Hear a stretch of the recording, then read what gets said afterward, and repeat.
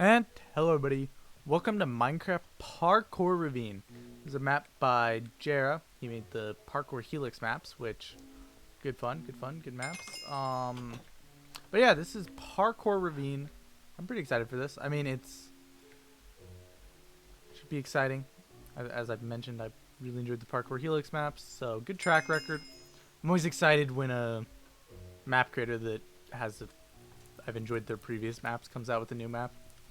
Especially since it feels like the amount of map creators that are releasing right now aren't that many. So it's kind of like, you got a couple map creators that maybe you don't enjoy as much, and then a couple that you do, and you got to wait quite a while in between the ones you do. And I mean, some of it's just a matter of,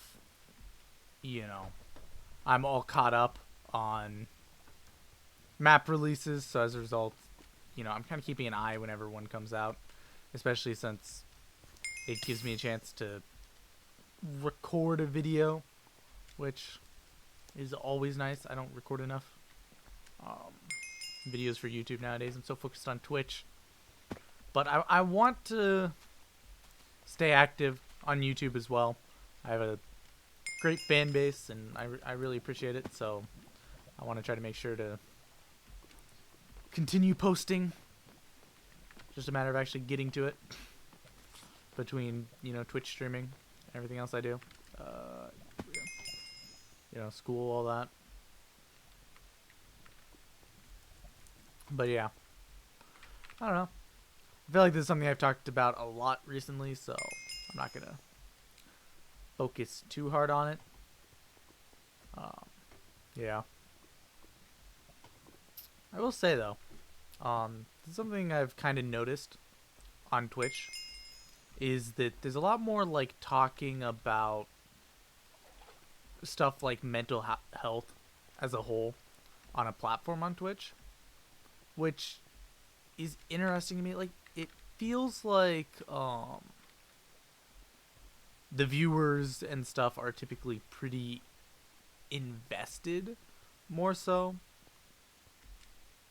in the personal life of a Twitch streamer than a YouTuber, which I feel like makes a lot of sense, because a lot of times with a Twitch streamer, they'll stream for, up to 10 hours a day, typically. So then as a result, you get to a point where it's like, yeah, they, stream a lot, so if you catch all their content, then you're spending a majority of your awake time listening to these people and, sending messages to them and stuff. And I think it just hits a point where it's like, people feel a lot more invested in the creators. I also think that because for content creators, because they spend so long on the platform as a whole, it's a lot easier to kind of get susceptible to some of the mental health issues that can come with streaming for 10 hours a day or whatnot. And just in general, like, working longer hours can be tough on anyone. So it's like, yeah. Also, apparently, the map said something about some endless horrors that come up if you fall into one of these. So I'm going to see. What? That's it? I'm sad. I was hoping they actually had some sort of Easter egg with that, and that it wasn't just a joke in the info, but it was. I'm disappointed. Okay, so I need to get rid of that. And like, I'm not necessarily saying it's a good thing that people are more invested in it on Twitch, or a bad thing. Like, I think it might be something that, like, as a personal issue, gets a bit more community driven concern over than for something that kind of,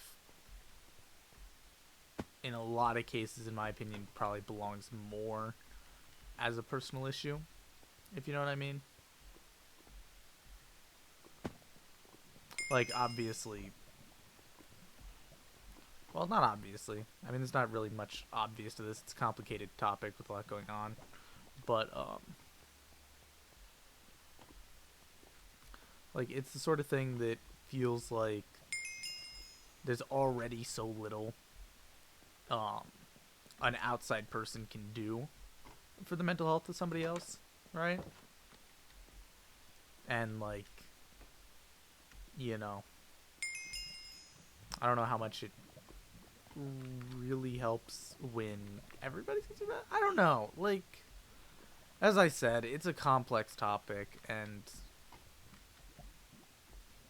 like I think it's nice that people care as much as they do on Twitch and stuff like that, but I also feel like there's some degree of like some people that, you know, you go back to like the problem that there was with all the dream stands and stuff like that. Um, you know, a couple like last year or whatever when that was a huge problem. Like it hits a point where it's like you need to be a bit less invested in their life and put some investment into your own, if you know what I mean, for viewers. And like it's a really really difficult topic to cover as content creators, right? Because for us, obviously, we benefit the most if people do spend all day focusing on streamers and YouTubers and stuff like that. But I think any content creator that's honest with you will tell you that, you know, if you are catching,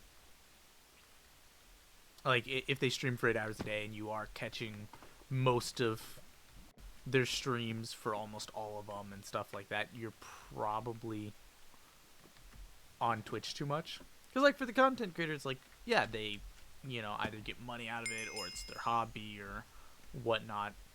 So they have a different kind of investment into it. But from a viewer investment, like from an entertainment perspective, going for 8 hours a day isn't really probably the best for you. And once again, it's really hard to say because, you know, you're balancing the fact that, you know, you don't want your viewers to feel like they're ungrateful for watching your stuff because you really are grateful. At least, you know I am, and other content creators that I've talked to are for their viewers. But so you don't want to come off as ungrateful, but you also don't want you know, your viewers and stuff, your fan base, to overinvest in your life when they have concerns of their own. I don't know. Maybe a bit of a deep topic for a Minecraft parkour video, but I feel like it's something that as content creators we should talk about more. Just, you know, to kind of give a reminder to our viewers like, hey, we really appreciate you, but go spend some time with your own life and, you know, your own family and friends and whatnot, instead of spending so much of your time focused on our interactions with our family and friends in our streams and stuff like that. And once again, it's really difficult to say as a content creator. You don't want to come off as ungrateful, and you also don't want, you know, people to just outright stop watching your content. It's like there's so many balances and stuff that's like, yeah. Which is also part of why I've always kind of, to some degree, preferred the format of YouTube. Because in the case of YouTube, it's kind of like, you know, you watch even just 10 minutes of a video and, you know, the content creator will be very grateful to you, depending on the person, maybe even as grateful as if you had sat down and, you know, watched 8 hours of a stream. But you haven't had to invest nearly as much time or energy into it. And you get some of the same things with donations where it's like, you know, we really appreciate it. But once again, any, you know, good, honest streamer would likely prefer if you're, you know, that you focus on yourself first when it comes to monetary stuff before considering donating. Oh, I was jumping to the pillar. I needed to jump off the slime blocks. But yeah. And like, I think with people like Dream, for example, that, you know, he obviously defended the Dream stands during all the stuff and stuff like that, if you remember. I think for him, part of the deal is, it was, as I was mentioning, like,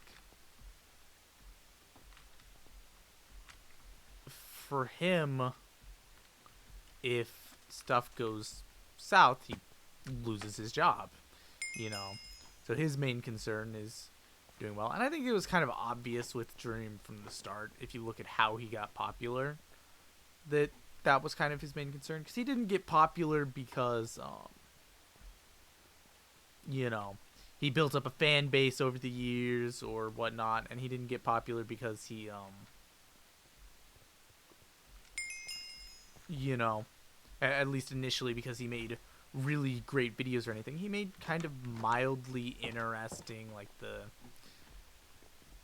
you know, Minecraft fake gameplay where it's like everything's wrong and cursed. And it's kind of like, you know, he got popular doing something that, based off of playing the algorithm, not based off of trying to entertain people and stuff like that. And then it kind of shifted, at least in my opinion, from what I've observed from him as somebody that used to enjoy his content. I haven't really watched him at all recently, so I can't speak too much for now. And also, you know, once again, don't actually know him, so it is always possible that his incentives are different than it appears to someone looking from the outside. But as far as it appears, like, the main reason he got popular was because he did a good job of playing the system. He learned some of the exploits in the algorithm and stuff like that and took advantage of them to make popular content that blew up. Like with the whole like with the manhunt videos, for example. Like, they were interesting, don't get me wrong, and they were fun to watch, but I don't think they would have blown up nearly as much as they did off of just entertainment alone. Like, they were, you know, they were kind of fun videos to watch, but it wasn't anything like super insanely unique, even if it was really interesting. But like, also, I guess a better example for Dream would be the fact that, like, early on, he had videos like getting chased by a tornado that did absolutely wonderful in the algorithm, getting chased by a tornado in Minecraft. But it's like, videos like that weren't anything new on the platform. There were tons of people that made, you know, videos like that. Granted, most of the time using mods, not add-ons and stuff like that. But, like, all of this is to come back and say, with Dream, I think part of the thing is because of how he got popular and how he did it, it probably feels a lot more to him like there would be a bit less of the gratitude to the viewer base for getting him there, and a bit more of like, you know, I built this based off of, you know, learning the algorithm and coding the plugins and stuff like that. I think there's probably a bit more like, you know, I did this and then as a result, the whole like, what I was talking about earlier, where it's like, yeah, anybody that, you know, is honest to themselves and thinking about the health of their viewers is likely to say that it would be better that you spent a little less time watching and a little more time, you know, spending time with your life and your family and, you know, school, whatever. But I think in the case of, you know, Dream, there's a little bit of like, for him, that he built it rather than his community built it. And as a result, it kind of, you know, gives him a different perspective than other people have on it. Which, once again, I could be totally off base on this. But, I don't know, that's my opinion. And, like, I know I talk about Dream a lot, but it's just kind of because he was such an anomaly in the fact that, you know, he made content that everybody for the most part already enjoyed and was kind of already there on the platform, and then made it go viral without, you know, adding too much else. I don't know. It's weird, and he's done a great job at what he does. You know, huge respect on being able to, you know, do what he's done with his platform and all that, but I don't know. Oh, I'm going in circles, aren't I? Yeah, I think ultimately there's a lot of questions about Dream's motives and stuff like that that we'll probably never actually be able to answer. Oh, that's weird. Did I skipped 2 levels in there somehow. Huh. Weird.